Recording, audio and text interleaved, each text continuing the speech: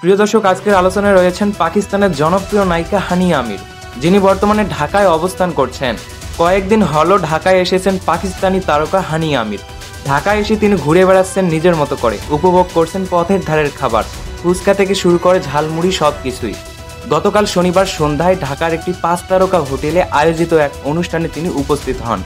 সেই আয়োজনে উপস্থাপক সৌমিক আহমেদ তাকে একটি মজার প্রশ্ন করেন, শাহরুখ খান নাকি শাকিব খান, কে তার বেশি পছন্দ?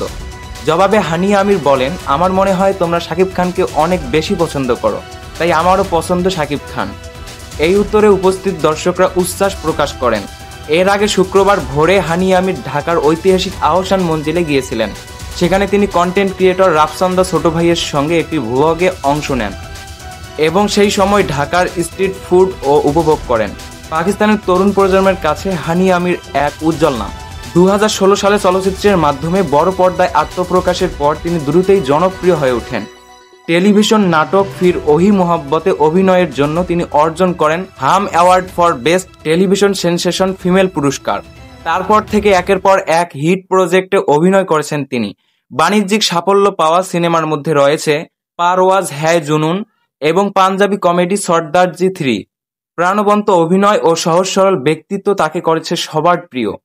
শুধু অভিনয় নয়, সামাজিক যোগাযোগ মাধ্যমেও দারুণ জনপ্রিয় হানিয়া আমির। বর্তমানে তার ইনস্টাগ্রামে ফলোয়ার সংখ্যা 18.9 মিলিয়নের বেশি। মজার ভিডিও, নান্দনিক ছবি ও স্টাইলিশ লুক শেয়ার করে তিনি হয়ে উঠেছেন তরুণদের অনুপ্রেরণা ও ফ্যাশন আইকন।